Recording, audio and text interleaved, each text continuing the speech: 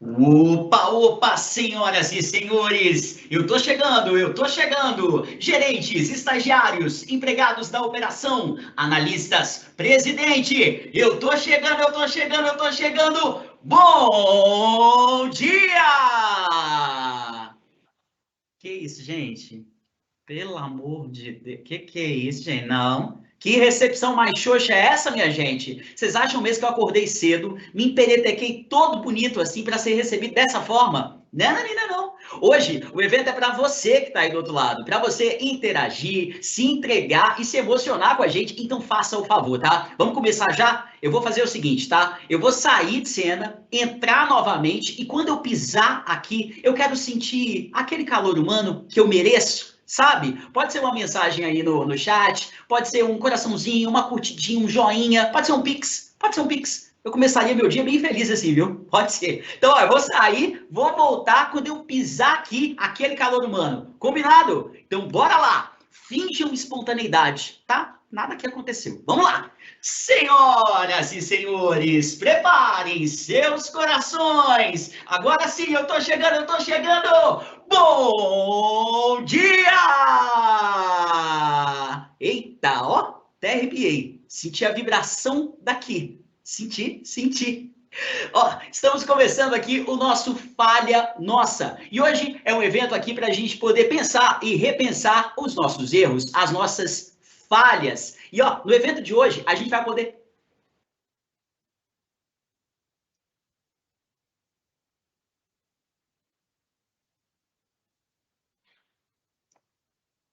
Vocês acharam mesmo que a gente ia começar assim, já com falha? Vocês caíram nessa? Por favor, né? Não se trata disso, é só para a gente dar uma descontraidinha aqui. Quem vai explicar melhor sobre as falhas que a gente vai falar hoje é ele, Andrei. Andrei, você tá na linha? Fiquei sabendo que você tá por aqui, é isso? Eu tô por Andrei, aqui. muito bem, atende aí minha chamada, vai que é tua! Oi, oi. Valeu, Rafa. Muito obrigado. Gente, é um prazer estar aqui inaugurando esse momento da gente falar sobre falhas, falar sobre erros, né? Em algum momento, eu participei de um evento na Fundação Dom Cabral que falava sobre o movimento Fuck Up, que acontece no mundo inteiro, onde empresas do mundo inteiro se reuniam para poder conversar sobre erros e falhas e transformando isso em aprendizado, como é que isso potencializa o desenvolvimento das pessoas, dos empregados, das organizações, como organização que se reinventa e que vai se aprimorando a partir dos erros que acontecem. Então foi nessa vibe que a gente tentou inaugurar esse momento aqui do Falha Nossa, que tem muito a ver com o movimento também que a gente está fazendo na nossa cultura organizacional, de evolução dos nossos comportamentos, com muita abertura, humildade, colaboração, empoderamento e foco do cliente, e aí então a gente se abrindo para o erro como oportunidade de aprendizado.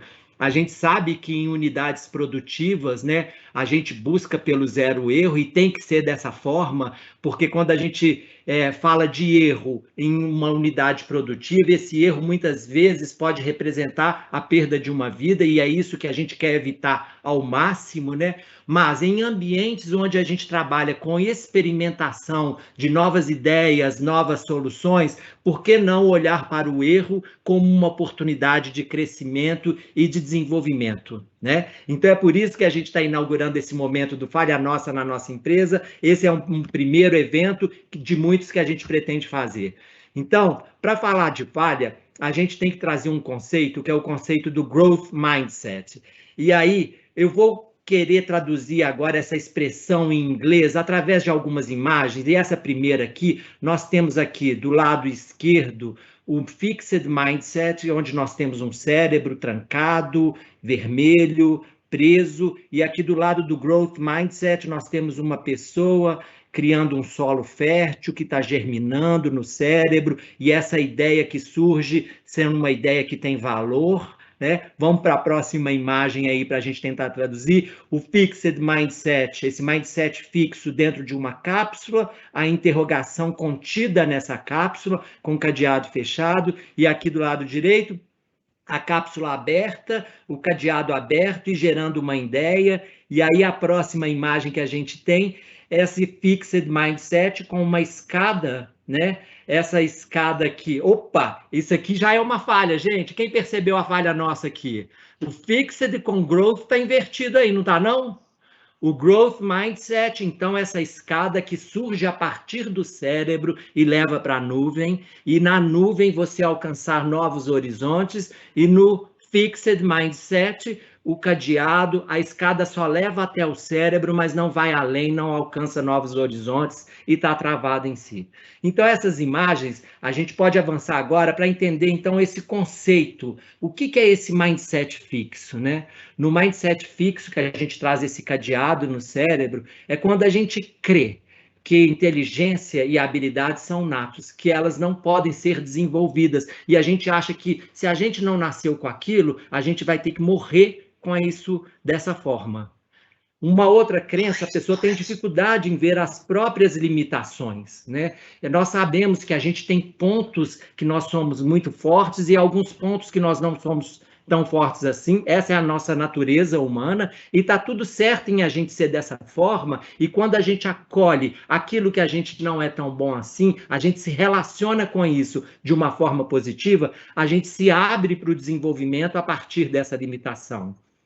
Evita desafios por medo de revelar fraquezas, né? Não está confortável com as suas próprias fraquezas, aí evita desafios. Então, se eu me relaciono bem com as minhas fraquezas, eu me abro para expor essas fraquezas sem receio do julgamento externo, então eu me permito um desenvolvimento a partir delas. Não crê que o esforço possa gerar mudanças, né? Acha que eu nasci assim, eu vou ficar assim, permaneço assim a minha vida inteira, síndrome de Gabriela, né? E vou morrer dessa forma. E não é bem assim. A gente pode colocar a nossa intencionalidade, o nosso esforço para a gente se desenvolver e sair daquele lugar comum, daquela zona de conforto. E encara problemas sem esperança em resolver, né? Acha, já está condicionado a pensar que se a coisa aconteceu para mim dessa forma, eu nasci nesse contexto, com esse estímulo, eu vou permanecer dessa forma. Só que não é bem assim, gente. Nós temos um universo de novas possibilidades aqui no Growth Mindset, no lado direito. E aí, Letícia, por favor, pode trazer o próximo. Crer no desenvolvimento da inteligência e habilidades. É aquele cara que quer germinar as suas ideias, né? Sabendo que ele pode se desenvolver, ele busca o aprendizado para superar suas limitações, abraça desafios e encara falhas como aprendizado, vê o esforço como caminho da excelência e enfrenta os problemas com entusiasmo. Eu vou chamar a atenção para esse abraça desafios e encara falhas como aprendizado. É isso que tem tudo a ver esse evento aqui de hoje. E se a gente avançar, nós vamos ver que a gente pode aprender aí com Einstein sobre o que ele vê sobre essa questão da falha, que uma pessoa que nunca cometeu erros, nunca tentou algo novo. Então, olha que triste, se você não tenta algo novo, você não vai cometer erros. Mas será que é isso que eu quero para a minha vida? Né? Com um universo de possibilidades a serem experimentados para o meu desenvolvimento como pessoa, como ser humano, como profissional, como organização, o tanto que a gente pode experimentar coisas novas e vai fazer parte o erro. E eu tenho que olhar para esse erro e falar, tá tudo certo, eu estou tentando crescer, estou experimentando, só que aí o conceito desse erro, ele amplia. Nós vamos errar sobre a mesma coisa uma única vez, e nós vamos errar rápido. A gente vai se transformando e evoluindo e aprendendo com os nossos erros. E aí, avançando mais um pouquinho, nós sabemos que todo erro é, então, um aprendizado. E é isso que nós queremos inaugurar nesse momento aqui, com esse evento Falha Nossa. Essa relação com o erro através de uma nova perspectiva, que é a perspectiva do aprendizado. E para isso nós temos que começar a falar mais dos nossos erros, né? Entendendo que está tudo certo em errar e que bom que nós somos humanos, essa é a nossa essência humana, a gente erra mesmo, mas a gente se reinventa e a gente vai evoluindo, progredindo e transformando não só as nossas vidas, como também a organização que a gente está inserido. E é isso aí, produção. Era isso que eu tinha para trazer para o momento. Deixa eu ver. Rafa, você tá Que aí? isso, hein, André? Tô aqui, tô emocionado, tô embasbacado com essa sua fala. Aprendi bastante. Eu acho que eu captei, viu, Andrei? Captei aqui o sentido da energia, então, desse dia de hoje. E você, que tá aí nos assistindo, captou sim ou não? O nosso evento de hoje não se trata do juízo final. A nossa língua aqui, ela não tá que nem chicote, não. Não, não, não, não, não. A gente não vai falar que você errou feio, errou rude. Não, relaxa. A gente vai te convidar a olhar para o erro. Mas é para olhar para o erro de uma forma diferente. Quer saber como? Segue com a gente. Aliás, mais do que isso, ô Letícia, você pode me dar uma pista aí de como que a gente vai olhar para esse erro?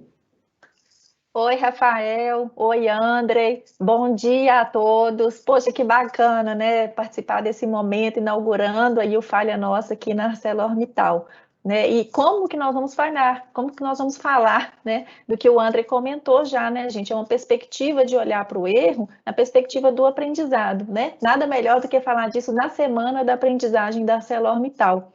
E para a gente falar mesmo, né, como está aqui o título, os cases de insucesso, nós do Assolab escolhemos alguns cases que fracassamos, que não saíram dentro do esperado, né? Isso é muito comum, né, gente? Afinal, errar é humano, falhar acontece, não sair dentro do planejado acontece, mas é importante a gente entender os aprendizados que temos em todas essas jornadas, né? Então, como que nós vamos fazer este evento aqui hoje? Nós escolhemos 2 cases que o Assolab participou junto com as áreas. Já agradeço desde já.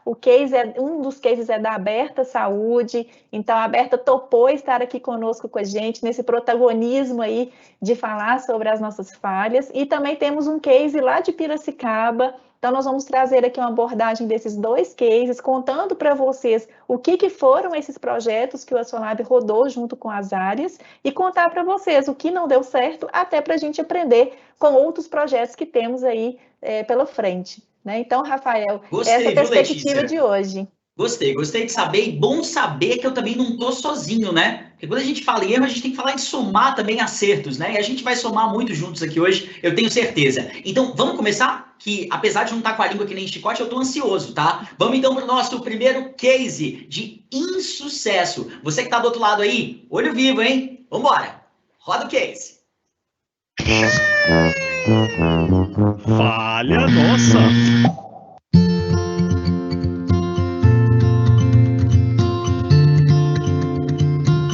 Eu sou a Laila, sou gerente BP de saúde do segmento de Araras, trabalho na Aberta Saúde e vou falar um pouquinho para vocês do nosso case com a startup GoGood. Na época da POC, eu estava na gerência de saúde e participei ativamente do projeto. Qual foi a motivação de buscar essa startup, de participar desse projeto? O desafio que nós temos de nos motivar e aderir ao autocuidado, à mudança de hábitos. E aí, no propósito da ArcelorMittal e da Aberta Saúde, de cuidar dos seus empregados, de trabalhar qualidade de vida, a gente buscou uma solução leve, interativa, para que as pessoas se motivassem à mudança de hábitos. Opa, para tudo! Para aí, Letícia, segura a onda aí. Eu pedi para parar, na verdade, é porque a nossa audiência tá alta. Fiquei sabendo que já estamos aqui com 1 bilhão de espectadores. Ana Maria, por que choras? Por que choras, Ana Maria? Hã? Mas, ô Letícia, me conta aí, hein, um pouco mais. Qual que será que foi a solução encontrada? Vai. Rafael, eu vou deixar para a Laila contar, né, gente? Mas trazendo aqui um spoiler, né? Por favor. Eu já estou acompanhando, a Aberta tem inovado seus processos, tem buscado trazer processos mais digitais para aprimorar cada vez mais a experiência dos beneficiários da Aberta Saúde. Então, acho que vem aí uma solução bem bacana, né, que foi desenhada, e vamos entender por que, né, que falhamos. Mas vamos deixar a Laila contar. Vou rodar aqui, pessoal. Roda aí. E aí veio a proposta do aplicativo com um propósito de trabalhar jornadas. Eu poderia escolher. Eu quero seguir na jornada de perder peso, eu quero seguir na jornada de me alimentar melhor, e ali tinha uma proposta de ter informações de saúde direcionadas ao propósito que eu escolhi. No gamification, que a gente conseguiria dessa forma trabalhar clima organizacional, integrar aquele time. E aí, num propósito de uma disputa individual, disputa de times e com um propósito maior coletivo, que era de ajudar uma causa social, na hora que a gente atingisse uma meta estabelecida de número de passos. Isso foi muito bacana, foi muito positivo. Então, nós queríamos, com esse projeto, trabalhar engajamento, adesão à mudança de hábito, clima organizacional, mais produtividade. Esse foi o objetivo de buscar essa startup em parceria com a Solab e de caminhar nesse projeto. E aí, quando a gente foi fazer o fechamento dessa POC, a gente conseguiu fazer algumas reflexões e conexões que talvez a gente não fez no início, quando a gente começou a idealizar a POC, né? A gente sentiu, na hora que a ferramenta foi sendo utilizada e que a gente foi vendo a POC rodando, a gente foi tentando encaixar aquela ferramenta e as possibilidades dela no nosso modelo de atenção à saúde. E aí a gente descobriu que essa expectativa não foi alinhada com o fornecedor. Opa! Para tudo! Mais uma vez, para tudo! Na verdade, eu pedi para parar só para aumentar o drama, né? Só para aumentar a tensão. Mentira! Falou em expectativas, né? Ô, Letícia,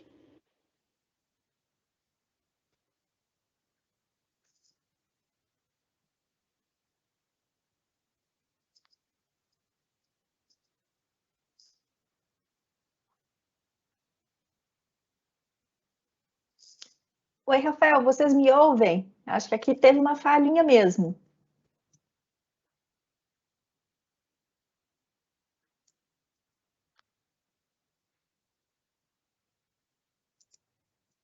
Bom, acho que o Rafael caiu, pessoal.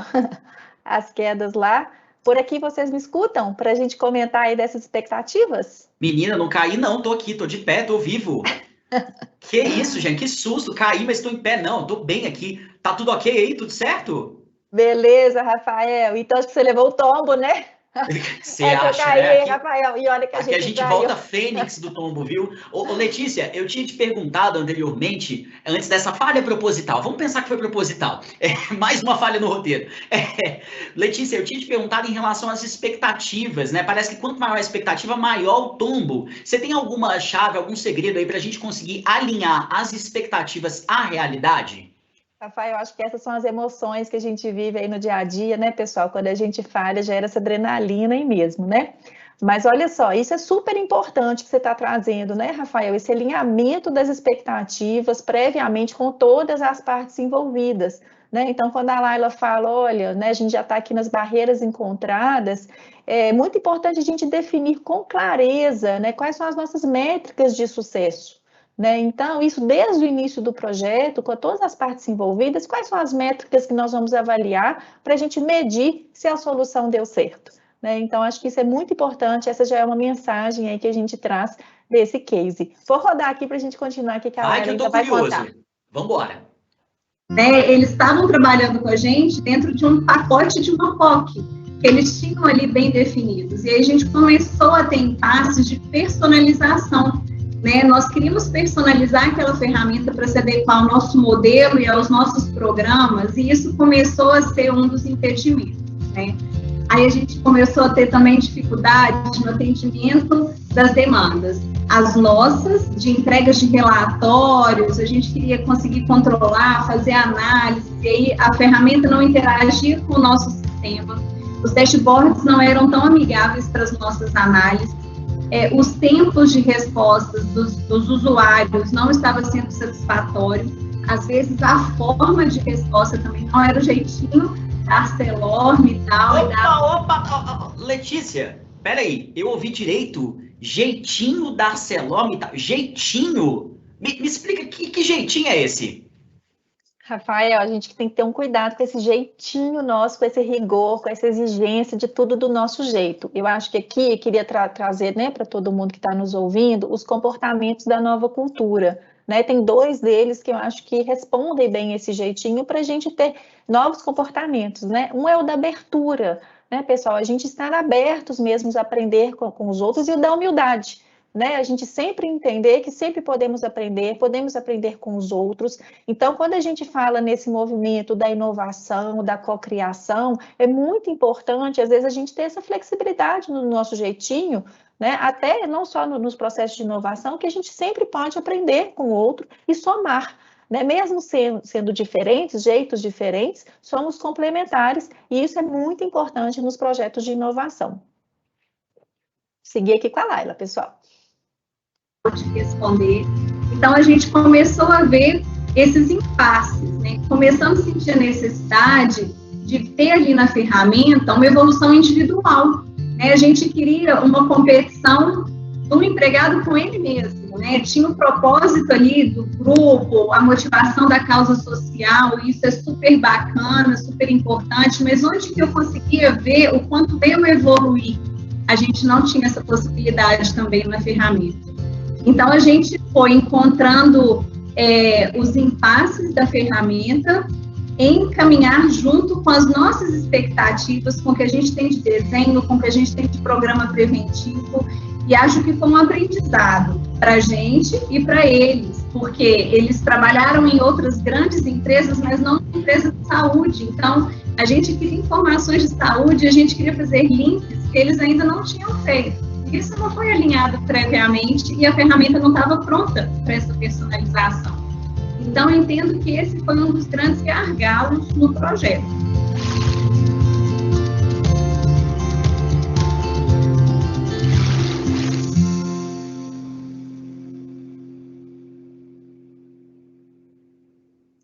Pessoal, eu vou seguir então, né, com esse debate sobre o case da Aberta Saúde. Como a gente já deixou, né, o que aprendemos com essa experiência. Então, eu gostaria de convidar aqui num debate ao vivo para falar desses aprendizados com esse case da Aberta, a doutora Amanda, né, que é gerente de promoção da saúde e qualidade de vida da Aberta. Queria trazer também o Luiz Marques, né, também da Aberta, era o nosso embaixador da inovação na época e foi um dos usuários, né, desse aplicativo da GoGood, e quero também convidar o Helder BP de inovação do Assolab, e que sempre acompanha esse relacionamento com as startups. Então, acho que a gente tem aí pontos de vista diferentes para a gente pensar os aprendizados. Amanda, você já está conectada? Posso passar para você uma primeira pergunta? Me dá uma sinalização, se você já me ouve bem. Claro, estou aqui ouvindo, atenta, curtindo, estou prontíssima, Letícia. Legal, Amanda, acho que você pode trazer para a gente, né, muito assim, quais aprendizados que a gente tem com esse case que estão alinhados, inclusive hoje, né, com as estratégias dos atuais programas de saúde assistencial, né, pensando que esse case foi lá de 2019, mas como ele se conecta com as estratégias atuais da Aberta Saúde? Então, Letícia, essa POC, a gente trazendo, né, para esse evento e a gente tendo aí a possibilidade de refletir o tanto de aprendizado, né, que a gente vem tendo. E aí um primeiro que eu ressalto foi o que a Laila colocou como ponto ali de alinhamento de expectativa. No momento que a gente entra, né, para fazer ali um trabalho para ser aplicado aos nossos empregados, né, do Grupo ArcelorMittal e a Aberta Saúde à frente desse processo como startup. Será que não faltou naquele momento, né, a gente traçar todas as expectativas dos três públicos inicialmente, e no sentido que nós somos uma empresa de saúde, né, a Aberta Saúde é a empresa aí de referência de saúde do grupo, mas a gente tem a ArcelorMittal, que seria os nossos grandes clientes.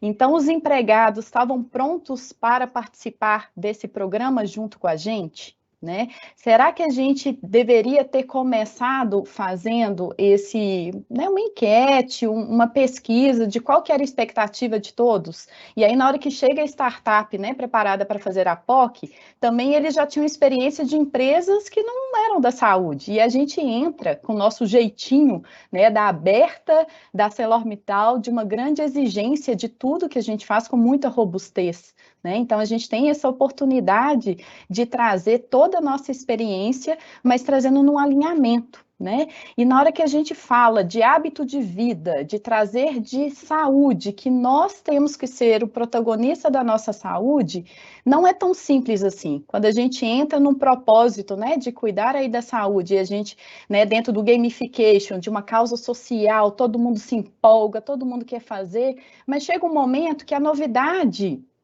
não deixa de ser novidade e as pessoas vão perdendo esse engajamento, né? E aí vem esse desafio. Como que eu vou conseguir fazer com que as pessoas assumam o protagonismo da sua mudança de hábito e que a gente não coloque todas as expectativas num aplicativo, numa startup, num programa de saúde, que seja da Aberta, que seja da empresa. Será que realmente essa falha, né, esse case de insucesso, foi só em virtude mesmo da startup que não estava tão preparada? Ou será que a gente não deveria ter preparado um ambiente em que todos os envolvidos, que a gente tinha expectativa de ter a resposta, também soubessem qual que era o nosso propósito? Né? E dentro de todo esse aprendizado, assim, a Aberta, sem dúvida, a gente teve muitas reflexões dentro disso tudo, e a gente está no momento de aprendizado, nós estamos querendo evoluir, inovar em saúde, que não é fácil, né? Quando a gente olha para o tema saúde, ele não é linear, ele tem muitas variáveis, às vezes a gente acha que está indo para um caminho e aparecem outras coisas que a gente tem que estar prontos para resolver. E aí, assim, nesse sentido, a gente teve a oportunidade de trazer o nosso modelo de atenção, obviamente, mas dentro de uma perspectiva futura. Olha que oportunidade bacana que a gente está tendo agora de ter entrado como uma alavanca dentro do projeto de cultura da ArcelorMittal. Ou seja, o tema, né, bem-estar, saúde, está no foco de todos nós empregados da ArcelorMittal. Então, com isso, né, uma evolução cultural, junto com o tema saúde, nos trazendo como os grandes responsáveis, a gente tem perspectivas, né? E aí com o Viver Bem, a gente já está trabalhando muito isso, envolvendo lideranças, envolvendo os empregados, envolvendo, né, o conceito saúde, compartilhando, fazendo uma cocriação realmente com todos os envolvidos e não esperando, por exemplo, da Aberta Saúde trazer todas as soluções. Não, o grupo, né, a empresa tem que estar junto conosco. Então, esse projeto estando inserido no Viver Bem dentro do projeto cultural, e foi isso que a gente viu dentro da nossa POC, que uma das empresas, uma das plantas que se destacaram, né, com toda a liderança envolvida, foi justamente isso, eles oportunizaram um momento que estava com a cultura, né, em evolução, inseriram o desafio. Tá? Então, para mim, Letícia, é isso, assim, que eu acho que a gente mais teve de aprendizado foi saber que temos que evoluir, né? Então, a gente teve muitas oportunidades e ainda estamos tendo, e contando aí com todos, né? E com muita tranquilidade que a gente estamos tentando a todo momento, mas e se não der certo, é hora de parar, refletir, estabelecer todas as lições aprendidas, para um próximo case, para uma próxima estratégia, a gente ir acertando. Que bom, né? Que a gente tem sempre a melhorar, não tem nada fechado, né? Então, o que eu trago de reflexão, Letícia, é isso, e vamos juntos. Isso, muito bom, viu, Amanda? Eu acho que, como você finalizou aí, né, uma constante evolução, né? Tem uma pessoa que colocou aqui nos comentários, né, que gostaria de ouvir alguém que participou desse piloto, né? Então, nós estamos trazendo você, a própria Laila também pelo vídeo, e aí eu queria passar para o Luiz, né, que também participou desse piloto como usuário, e a própria Amanda comentou, né, Luiz, quais que são os desafios para a gente manter esse engajamento do empregado, né? Então, assim, nem sempre é uma dependência da ferramenta. Como que você vê isso, até para a gente pensar tantas outras ferramentas que nós temos, que nós lançamos no nosso ambiente? O que foi? Eu participei também, né, como usuária do aplicativo GoGood, a gente fez uma POC, né? POC, gente, é uma prova de conceito que a gente faz para validar uma solução. Então, não foi amplamente para a empresa, mas foi em algumas áreas, né? E eu participei e estive muito animada lá em colocar fotos do que eu comi no dia, da quantidade de atividade física que eu fiz, enfim. E eu sei que você também participou, né, Luiz? Então, assim, como que você vê isso, assim, para a gente manter esse engajamento das pessoas nessas novas iniciativas? Como manter essa chama acesa? Legal. Bom dia, Letícia, bom dia, pessoal. Então, assim, como a doutora Amanda falou aí, você bem colocou também, o projeto inicial era um aplicativo onde a gente pudesse, com esse aplicativo, engajar as pessoas, né, fazer um exercício, a se alimentar melhor, mudar um hábito de vida que você tem que não é legal. E, além disso, postar essas atividades, postar a sua alimentação, isso tudo dentro de um sistema de disputa com seus colegas. Eu vejo que, assim, o tanto o que levantou o aplicativo, quanto o que acabou, entre aspas, com ele, foi esse sistema de disputa. Eu acho que ele iniciou muito bem, essa disputa era muito legal no início, acho que engajou todo mundo. Eu sou um exemplo que, assim, eu não praticava exercício nenhum, praticamente, E depois, com esse aplicativo, quando a gente começou essa ideia, esse projeto, eu falei, opa, vamos começar, a gente montou time, porque tinha uma ideia inicial de um bem coletivo, né, de uma ação social coletiva que ia ser interessante para todo mundo, se a gente conseguisse atingir aquele objetivo. Então, essa disputa inicial foi muito legal, acho que serviu muito para engajar muitas pessoas a se alimentar melhor, a iniciar uma atividade. E aí, essa fase inicial, vamos chamar assim, uma fase 1 que teve, que era esse bem coletivo, essa ação social, ela se encerrou, uma fase 1, durou aí cerca, não sei, no meu sucesso, foi 2, 3 semanas, e aí a gente começou uma fase 2 de disputa, e aí eu acho que aí começou a cair um pouco, porque as pessoas esperavam algo assim, não, agora vamos ver o que vem nessa fase 2, o que vai acontecer agora, o que é que nós vamos ter de novidade. E acabou que essa fase 2 foi um pouco assim, uma continuidade, não mudou, não inovou muito, e além disso o sistema de disputa ficou individual. Então, assim, eu estava concorrendo, entre aspas, que a ideia do aplicativo definitivamente não era concorrer com ninguém, mas você estava ali um sistema de disputa com outras pessoas. E muitas pessoas, assim, se sentiram desmotivadas pelo fato de, eu não via, não ia ter como ganhar de certas pessoas. Eu fazia lá, super empolgado, corria 3 quilômetros por dia, às vezes, super empolgado, eu entrava no aplicativo para postar, que eu olhava lá meu grupo, já tinha uma pessoa que tinha feito 10, 15 quilômetros. Eu acho que aí começou um pouco da desmotivação das pessoas, e aí acho que principalmente pelo que a Laila falou no início, você não conseguia ter uma visão de desenvolvimento seu, a competição consigo mesmo, a gente não estava vendo isso. Então, às vezes eu corria só 2 quilômetros, mas antes eu corria nada, ou 1. Então, assim, eu tinha melhorado, mas eu não via isso no aplicativo. Então, acho que começou a desmotivar muito o pessoal, acho que começou a cair bem aí o aplicativo, então teve o hype inicial de engajamento, de início, e depois, nessa mesma forma de disputa, começou a cair. Acho que aí que começou a queda do aplicativo e muitas pessoas pararam de usar. Quando eu digo parou de usar, exatamente parou de usar o aplicativo. Acho que ninguém deixou de correr, ninguém deixou de se alimentar melhor porque desanimou, mas simplesmente desanimou de postar a sua atividade, de postar a sua alimentação todo dia, porque ela não via uma forma de ganhar ali o prêmio, alguma coisa, e também não via uma forma de ver o seu desenvolvimento. Mas, enfim, como o André e a Letícia colocou bem aqui, a gente não está aqui para falar de erro só, né? Falha nossa não é para falar de erro, é para falar de ganhos e aprendizado. Eu acho que ficou um ganho muito grande inicial aí que a gente teve desse engajamento inicial de começar a fazer uma atividade, de começar a se alimentar melhor. Eu cito novamente, eu não fazia atividade na época nenhuma, sedentário total, e comecei, falei, não, agora começou o aplicativo, vamos correr, a gente fez um time, começamos a correr. Às vezes a pessoa não se alimentava bem, mas pelo menos um dia da semana a gente saía para almoçar e falou, gente, hoje vamos comer uma coisa saudável para a gente postar a foto. Então, assim, teve um ganho inicial muito bom, né? Acho que muita gente mudou o seu hábito de vida, que era a ideia inicial do aplicativo, e fica o ganho aí, fica esse ganho e fica o aprendizado na questão de comunicação interna, né? Que eu acho que a doutora Amanda colocou muito bem aí. Acho que faltou a gente, essa comunicação inicial com os desenvolvedores do aplicativo, com as pessoas que entraram com a POC aqui, no sentido que a gente não queria simplesmente um aplicativo para contar passos, um aplicativo para postar a foto da sua alimentação saudável. A gente queria algo voltado à empresa, voltado ao programa Viver Bem, por exemplo, que a gente tem internamente, que é um case até então de muito sucesso.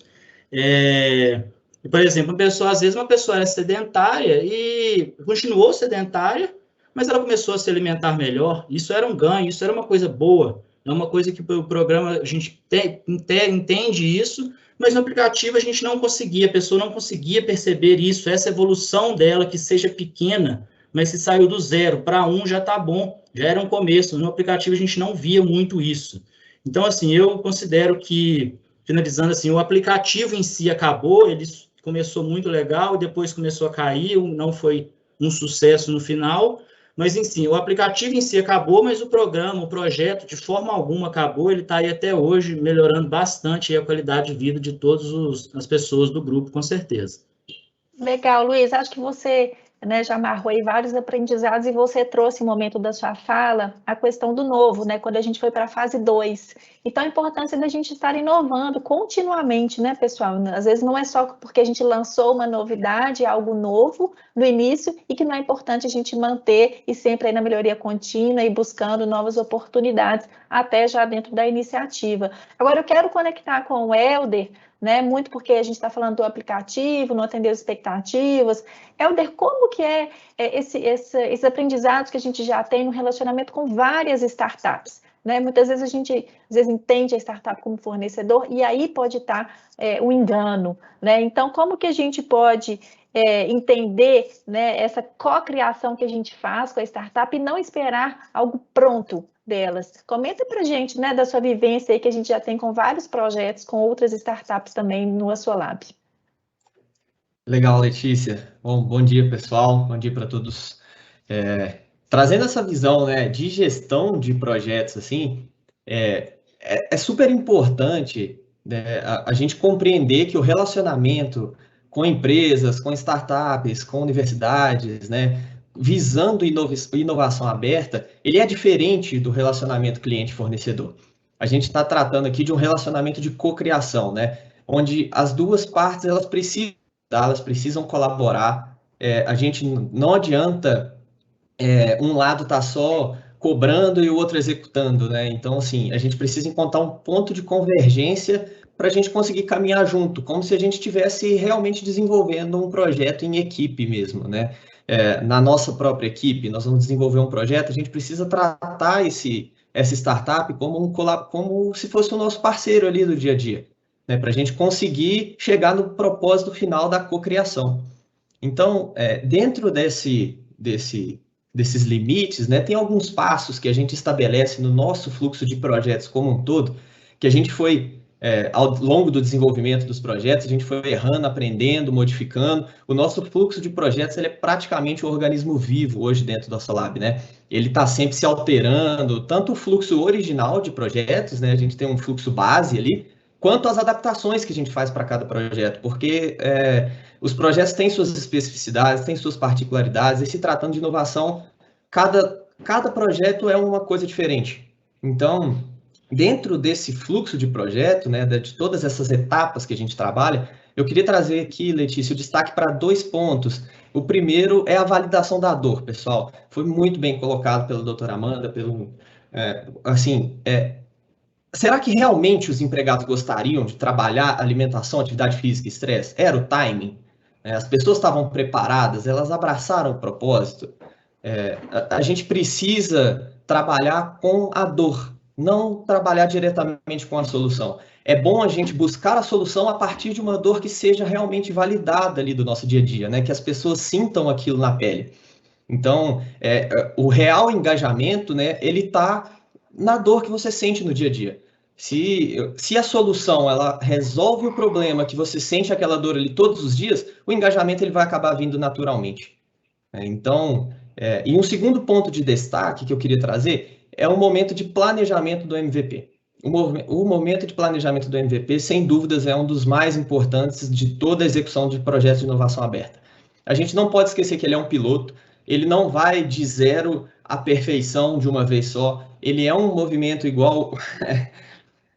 Foi super engraçado ali, que o exemplo que o Luiz trouxe, né? Vou correr 10 quilômetros de uma vez. Não, você não vai correr 10 quilômetros de uma vez do dia para a noite, gente. A gente vai correr amanhã a gente vai correr 2. E o projeto de inovação aberta, ele caminha da mesma forma, né? Ele tem esse ramp-up. Então, esse planejamento do MVP, ele envolve a definição das métricas de sucesso do MVP. E quando a gente traz essas métricas de sucesso do MVP, a gente precisa entender que ao longo do desenvolvimento é natural que esse aprendizado que a gente vai criando, ele gere novas necessidades para a solução que está sendo desenvolvida. Então, essas necessidades que vão sendo geradas ali, elas precisam ser mapeadas, elas precisam ser implementadas, porém, a gente precisa ser fiel ao que a gente planejou inicialmente. Senão a gente vai terminar o MVP e a gente vai ficar num ciclo infinito de busca de perfeição, sem saber se aquele MVP terminou ou não. Então, assim, é super importante a gente fazer esse mapeamento, definir essas variáveis que a gente pode implementar depois, mas finalizar o que a gente planejou com sucesso ali no início do projeto, né? Então, eu acho que essas duas etapas são cruciais para o sucesso de todos os projetos de inovação aberta, Letícia. Muito bom, obrigada, Helder. Gente, eu estou ansiosa para o próximo vídeo, né, Rafael? Letícia e eu, mas eu só queria fazer um comentário, tá? Eu estou extremamente aqui emocionado com a fala de doutora Amanda, Luiz, muito obrigado pela contribuição. Eu senti que vocês estavam muito aberta para o debate. Tem meia hora que eu estou pensando nessa piada, vocês fazem favor de rir, tá? Tem meia hora que eu estou ganhando para ser infame. Ó, e muito obrigado também, Helder, aí, pela contribuição. Mas, Letícia, puxando o gancho, vamos seguir então. Vamos assistir aí mais um case de insucesso. Bora lá? Então, bora, roda. vamos lá direto para Piracicaba. Bora lá. Gostei, vamos lá. Falha nossa!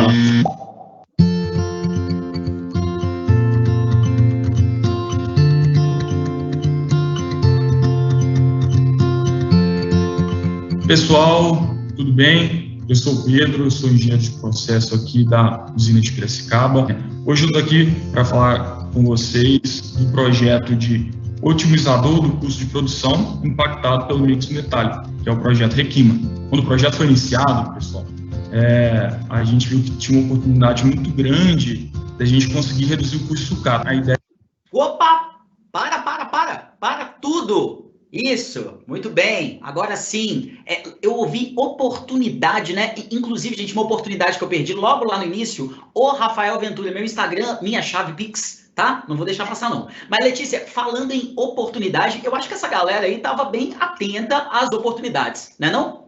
O Rafael, eu até parei aqui que ele falou em oportunidade, e isso chama a atenção da gente aqui do Assolab na inovação, né? E é justamente isso, né, pessoal? A gente está atento às nossas rotinas, questionar o nosso status quo, pois são daí que surgem as oportunidades, os problemas, as dores, para a gente poder inovar. Então, esse pessoal aí, como você bem falou, estavam atentos às oportunidades. Vamos ver aí o que motivou, então, esse projeto. A ideia é que a gente não ficar só nos nossos conhecimentos técnicos, nossos conhecimentos teóricos, e que a gente fosse mais para análise de dados, que complementaria e poderia dar um ganho muito grande para a nossa searia. Oi, meu nome é Ela Cecília, e como estatística, na época a gente resolveu estudar essa nova ciência, né, essa ciência de dados que surgiu no mercado, e aplicar nos projetos industriais, e duas grandes dores foram levantadas, uma delas... Não, para, gente, para. Nesse momento que a gente está falando, falou em dor, mas já doeu aqui, doeu pesado, sabe?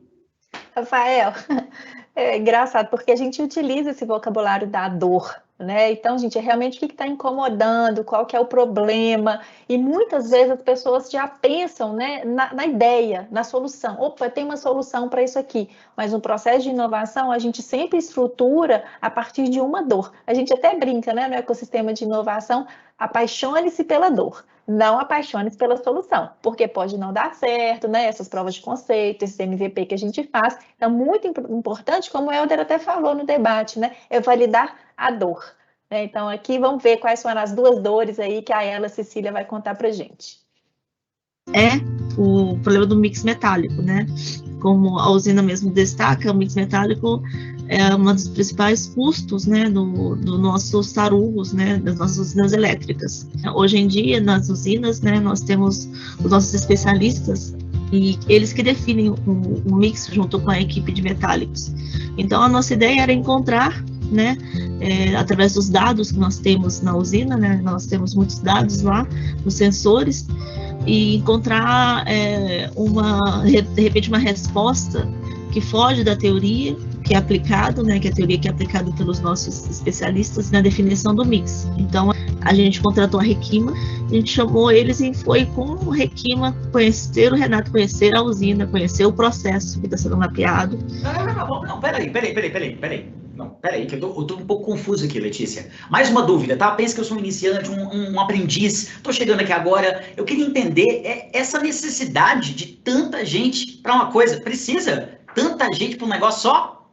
Rafael, aí está o valor da inovação aberta, né? É a gente promover essas conexões, o potencial da cocriação que a gente tem. Então, quando a Ela Cecília fala, ela foi na usina, foi o Renato na época, foi a startup Requima, mas é justamente para a gente potencializar aí a iniciativa, né? Então, muito importante essas parcerias que são construídas e a gente trabalhar de forma co-criada. Essa é a mensagem aí desse tanto de gente. Gostei de ouvir, vamos lá. Com ele fazer um mapeamento do processo em detalhes.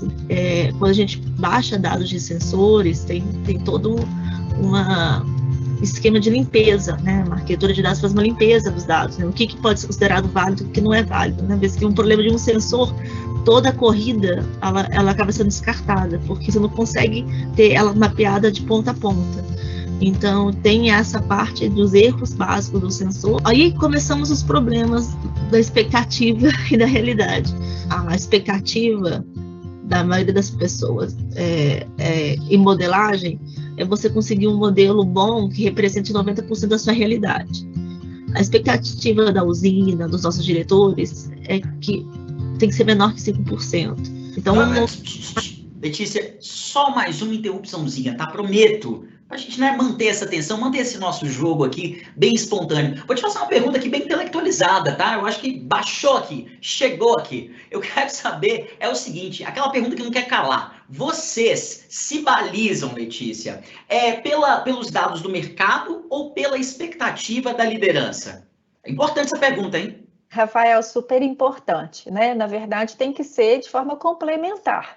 Né, mas aqui ela comenta, né, a expectativa da usina, da liderança, era que a gente atingisse 95%, 100%, enfim, acho que seguindo aqui o vídeo que eu já assisti, né, vai trazer um pouco mais essa resposta. Mas a gente tinha ali a referência de 90%, e aqui eu quero trazer o comportamento do empoderamento, né, nos comportamentos da nova cultura.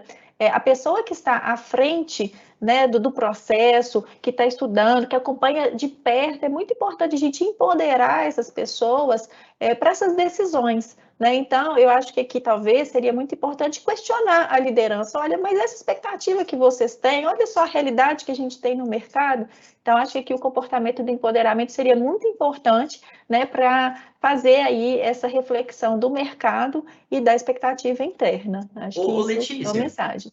Vou te dar uma interrompidinha aqui, já que você falou em empoderamento, vamos dar uma empoderada na galera que está assistindo aí? Você que está nos assistindo, comenta aqui no chat, faz favor de contar qual que é a sua unidade, a sua cidade, a gente quer saber, tá? Comenta aí, vai! Legal, segue ela, Cecília, aqui com a gente. Que com menos de 5% de erro para dados reais é muito difícil. Então, a gente entregou modelos com uma estimativa de erro de 10%, 11%, e eles não são suficientes para atender ao nosso cliente principal, né? Outro ponto, a gente pegou dados de um ano, de 2 anos, né, que tinha disponíveis, porque alguns sensores na usina, né, não conseguia guardar tanto tempo de detalhe de processo do sensor, entendeu? Não tinha um histórico muito grande. Então, a gente se limitou a 1 ano. Uma coisa importante é que quando a gente fecha os custos mensais, que nós temos um detalhamento muito forte na usina, mas tem um fechamento mensal de custo, né? É muito preciso. Esse fechamento mensal de custo, que considera os consumos, ele existe um ajuste todo mês, manual. Então, eu não consigo ajustar isso no que o sensor solta, entendeu? Então, acaba que muitos dados são perdidos. Tem que ter coragem para, né, alterar seu processo. Eita, Rafael, gente, até eu parei aqui. Não, eu tô aqui assim, arrupiado. Se você foca aqui no meu olho, você vai ver que tem uma lágrima descendo, uma só, mas tá descendo aqui. Com licença, viu, Letícia? Vou abrir aspas aqui. Tem que ter coragem para alterar os processos. É isso, hein? Que coisa bonita, ela, Cecília. Eu tô emocionado aqui. Não, Letícia? Eu também, na hora que eu ouvi aqui, eu falei, não, peraí que eu vou destacar essa frase aqui da Ela. Muito legal, viu, Ela? Obrigada aí por participar, né? Na época você estava lá no CTO, acompanhou de perto esse projeto, hoje você já está em outra área, né? Mas muito legal aí essa mensagem que você trouxe. Então, vou finalizar aqui, que eu acho que o Pedro também termina, né, contando para a gente qual que é o status desse projeto. Porque é um orientativo, entendeu? Eu acho muito difícil, no meio prático, você conseguir uma modelagem muito diferente de 90%, assim. É considerado como sucesso. O status atual desse projeto, né, hoje, o projeto foi finalizado, só que devido às características que a gente fez as análises, né, que as análises foram feitas na época, a gente definiu que iríamos começar um novo projeto, um projeto diferente. Então, o projeto Requima, ele deu origem a um novo projeto de otimização de sucata, né?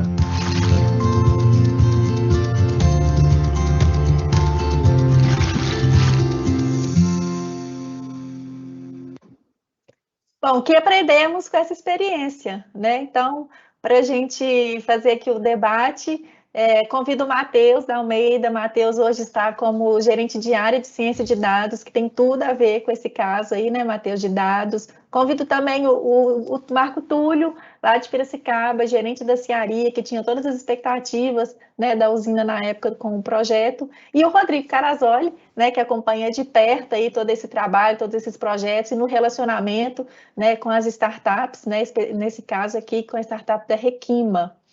E aí, Matheus, me sinaliza aqui, você me ouve? Vou abrir uma pergunta para você. Vamos Legal, Matheus. Eu acho que, assim, a gente falar de ciência de dados, de data analytics, de machine learning, essa hoje é uma tendência, né, tá ganhando cada vez mais espaço na empresa, né, Matheus? E aí, mas como a gente viu nesse case, nem tudo dá para resolver com dados, né? Então, gostaria que você trouxesse, assim, que tipo de projeto, né, com esse aprendizado que a gente teve nesse, e que a gente pode, né, lançar mão aí da ciência de dados e se algum padrão de verificação, né, foi criado, né, a partir desse e de outras iniciativas para a gente entender, né, quando que a gente utiliza dados nos projetos. Então, Letícia, vamos falar um pouco aí sobre essa parte de ciência de dados, como que a gente aplica. E baseado nesse projeto da Requima e na experiência que a gente teve, foi um dos primeiros projetos, foi muita lição aprendida. Isso aí não tenha dúvida. E qual a primeira lição que a gente tomou e a gente incorporou depois em fins práticos aqui no processo? Primeiro é que a gente tem que juntar, já foi falado aí no vídeo pela ela brilhantemente, mas a gente tem que juntar o especialista de processo, esse cara tem que estar grudado com a gente, porque a ciência de dados não é uma caixinha preta que você joga dado lá dentro e ele vem de qualquer jeito, ele solta uma resposta mágica que você resolve tudo, né? Existe todo um processo de você entender se a qualidade dos seus dados são bons, você consegue estimar até onde esses dados conseguem dar resultados conclusivos, resultados que gerem valor. Então, para isso se formar, não é só um algoritmo, não é só um machine learning que está ali, não é só uma tabela de dados. Então, tem um conhecimento de um especialista de processo que é extremamente valioso, tem um cientista, um estatístico, um cara ali na TI também que ajuda a montar, a operar esse volume, e que você chega num viés, né, numa viabilidade, falando assim, olha, acho que é possível, acho que não é possível. Em fins práticos, por exemplo, o que a gente estabeleceu como um processo? Toda vez que a gente começa hoje um processo de ciência de dados, ou um projeto, ou até mesmo uma análise, a primeira coisa que a gente faz é uma análise de viabilidade. O que é isso? É um MVP, nada mais que um MVP, onde a gente faz um acordo, tipo assim, olha, onde você começa a ganhar, você começa a ter retorno, você começa a ter um valor, gerar valor para o seu processo, a partir de qual métrica? Então a gente elege uma métrica de sucesso, a gente fala assim, se eu conseguir, por exemplo, 70% de assertividade, 60% do mais tímido possível, eu já tenho uma indicação de que esse projeto vai ser bem sucedido e que eu tenho possibilidade de alavancar. Então a gente pega esses dados, faz a análise e roda. Uma coisa muito importante, né? A gente pensa que só é dado, que tudo é dado. Ou seja, você vê tabela, você está lá, você vê o número, está perfeito. O caso, por exemplo, de Piracicaba e outros que a gente já teve, por exemplo, análise por imagem, câmera, etc., tem muita coisa além disso. Por isso que a especialidade do especialista de processo é muito importante. Um exemplo, por exemplo, a gente já fez projetos aqui que trabalham com classificação de imagem. Então, por exemplo, você faz tudo perfeito, a imagem a gente treina, começa a reconhecer a sucata, tudo maravilhosamente bem, vai para a produção, tem o sol que bate, tem o reflexo, tem a chuva, tem a classificação noturna. Então, tudo isso influencia. São coisas que você tem que saber lidar e tem que aprimorar, né? Então, basicamente é isso. A gente tem que fazer uma viabilidade interessante e trazer esse conhecimento para todo mundo junto. E, mais importante, né? Ciência de dados é uma ciência que considera o erro. Tem tudo a ver com isso que a gente está falando. A gente trabalha com o erro. né, a gente tenta sempre minimizar o erro de um modo que o processo se torne robusto bastante e que esse erro seja absorvido sem impactar, né? Então, isso é muito importante ter em mente, está no coração dos nossos modelos, fazer um bom tuning de erro. Que legal, Matheus. Acho que você trouxe aí alguns elementos, isso que você falou, né? A ciência de dados é inerente ao erro, e muitas vezes a gente tem que, eu lembro da Ela comentando esse case comigo, o machine learning, gente, né, o aprendizado na máquina, a gente tem que dar tempo também né, para a máquina aprender, e aqui na empresa muitas vezes a gente tem um imediatismo, né? Então, é disso, assim, dessa cultura da inovação que a gente tem trazido, né, para vocês. E aí, Rodrigo, eu queria passar essa fala para você, né, até porque você é de formação em estatística, como o Matheus falou, né, também tem bastante conhecimento, mas trazer também o viés aí da inovação aberta, dessa construção que a gente fez com a Requima. Se eu não me engano, foi uma das primeiras POCs que a gente fez na Solab, né, Rodrigo? O que a gente já aprendeu de lá para cá no relacionamento com as startups? Bom, bem legal, Letícia. Muito legal ver a fala de todo mundo, ver o quanto que a gente amadureceu ao longo aí desses quase 3 anos aí, trabalhando de forma mais intensa com inovação aberta, né? E acho até que, antes de mais nada, também eu não posso deixar de falar aqui que é muito legal ver a materialização desse evento, que nós começamos a conversar lá em 2019, né? Passa rápido o tempo, mas que eu acredito que tudo tem o seu momento certo, né? Nada acontece aí por acaso, e não poderia ter um momento melhor do que isso para a gente discutir esse assunto, um momento de tantas mudanças, não somente na nossa empresa, mas no mundo como um todo. A gente trouxe aqui 2 projetos como pano de fundo para ser discutidos, né? 2 projetos de inovação, mas eu queria convidar também as pessoas que estão nos assistindo a refletirem sobre essa questão do ponto de vista mais amplo até, sabe? Sob o ponto de vista de como estão encarando, de fato, os desafios e os reveses na sua própria vida, porque tudo isso também se aplica à nossa vida, né? Esse projeto, de fato, da Requima, né, da otimização do custo Tarugo, foi a nossa primeira experiência no desenvolvimento de soluções conjuntas com startups, né? Foi o primeiro projeto que surgiu, aliás, até antes do próprio Solab. Ele surgiu no Summit, no Digital Summit, que a gente fez no começo de 2018, a concepção dele. Depois a gente incorporou ele também quando a gente criou o Asolab, e na época a gente já tinha realizado vários benchmarks, já tinha estudado muito sobre ecossistema, sobre startup, mas a gente ainda não tinha, de fato, uma experiência prática, né? Então, esse foi nosso primeiro projeto, vamos colocar assim, prático. A gente não tinha uma metodologia testada para gestão de projetos e acompanhamento desse tipo de iniciativa, e o que a gente tentava fazer ali era encaixar a metodologia clássica de gestão de melhorias para a inovação, o que não funciona bem, né? Um projeto de inovação, ele não é uma linha reta, né? Um projeto de inovação é cheio de curvas, cheio de reveses, cheio de necessidades de pivotar, né? Ou seja, mudar totalmente ali o caminho que você está indo ali para um outro caminho totalmente diferente, que você aprendeu ao longo dessa jornada. E o mais importante de tudo, eu diria, é as pessoas não desanimarem diante da primeira falha, né? Diante ali do primeiro revés. A resiliência, ela é de fato fundamental na vida, né? E quando a gente fala de inovação, então, nem se fala, né?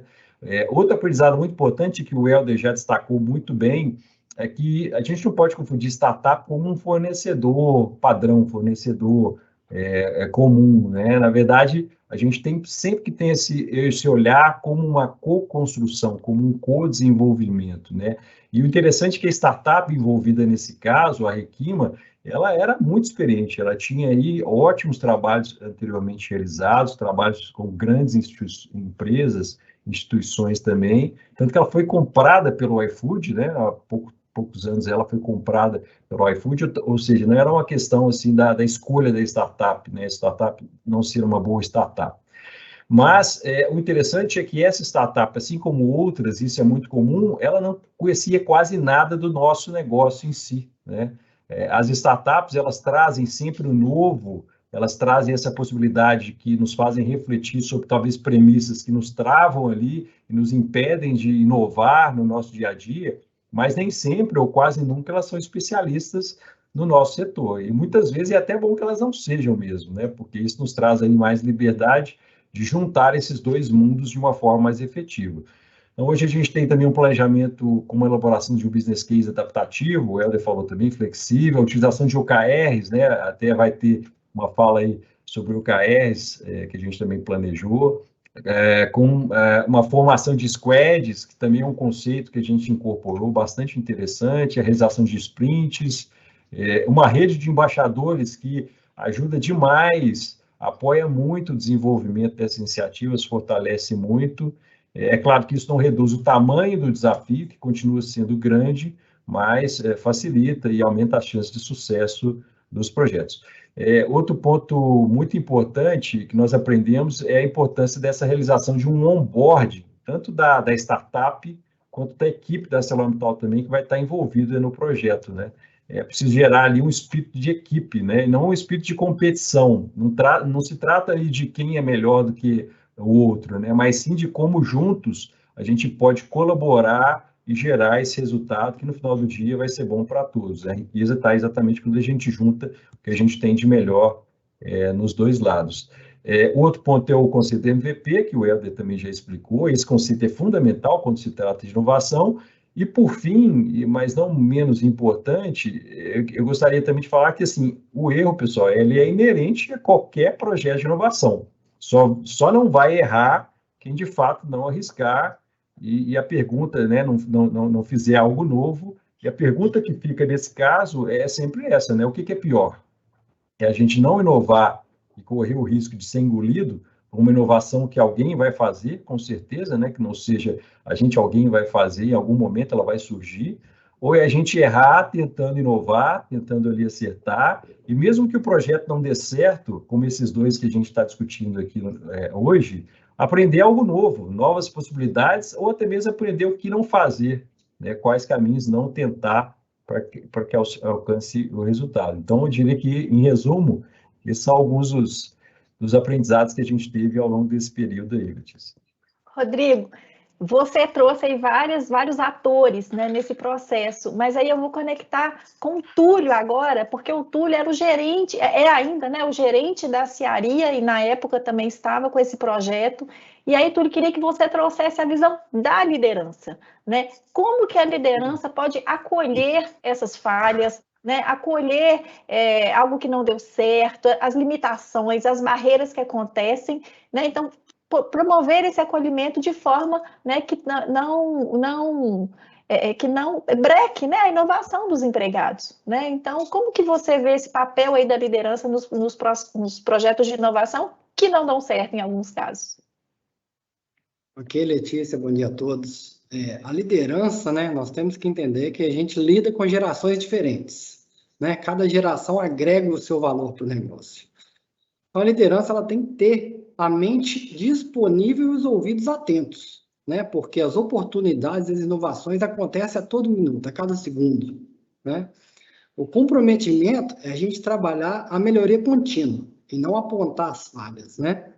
O pensamento tem que ser: o que eu tenho e posso fazer hoje, amanhã, para eu ser melhor hoje, para eu ser melhor amanhã, para eu ser melhor daqui a 1 ano, daqui 5 anos eu sou o benchmark? O que nós temos que fazer? E isso envolve inovação, né? Se a gente fizer a mesma forma do jeito que é hoje, a gente vai chegar sempre no mesmo local. Como nós vamos fazer para chegar à frente? Então, nós temos que ter esse tipo de pensamento. A forma de olhar os negócios, ela desafia a gente a buscar inovação o tempo todo, seja com o termo muito na moda hoje, né? Indústria 4.0. O que nós precisamos fazer para a indústria 4.0? Nós temos que inovar, nós temos que buscar tecnologias diferentes, modos operantes diferentes, né? E quando a gente avalia um projeto, né, que houve uma falha nossa, né, nos próximos projetos, o que a gente pode fomentar na equipe, em nós mesmos, né, para entender quais as forças, quais as fraquezas, quais as oportunidades e as ameaças desse projeto. Onde que a gente quer chegar com ele? E quando a gente fala em inovação, a gente tem que encarar o termo falha, a gente tem que encarar o fato, né? Gestores têm sempre que mudar a expressão quando a gente busca uma inovação para você errou, para o termo o que nós aprendemos com essa falha e o que nós vamos fazer para melhorar isso para frente, né? Porque a partir do momento que a equipe entende que o gestor tem essa visão do negócio, o engajamento aumenta. O engajamento da equipe aumenta por 2 fatores.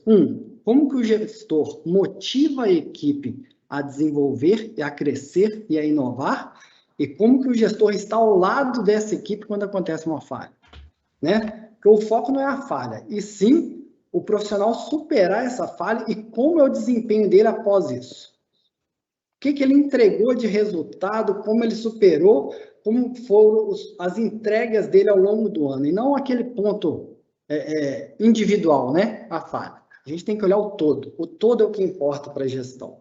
Então, a gente tem que sempre ter esse olhar. Se o todo é o que importa, nós temos que empoderar a equipe para buscar inovação.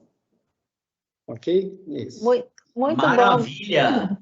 Maravilha, Letícia. Muito obrigado aí, Matheus, Rodrigo, Túlio. Ótimas contribuições aqui nessa nossa manhã. Aliás, Letícia, que manhã, não? Eu já tô sentindo que a galera tá bem assim, reflexiva, motivada. Inclusive, queria dividir uma coisa com você. Eu já recebi até um direct aqui no Instagram, ó.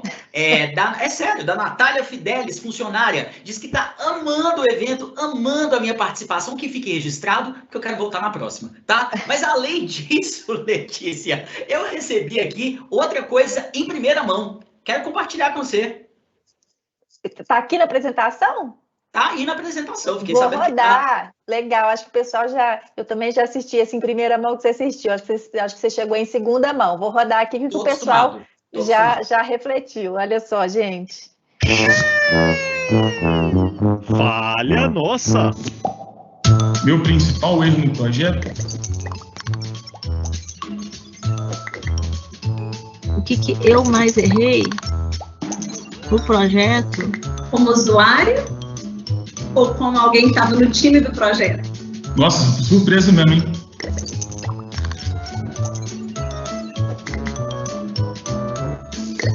Ai, eu não sei quantificar quem errou mais. Eu acho que é bacana pensar quem aprendeu mais.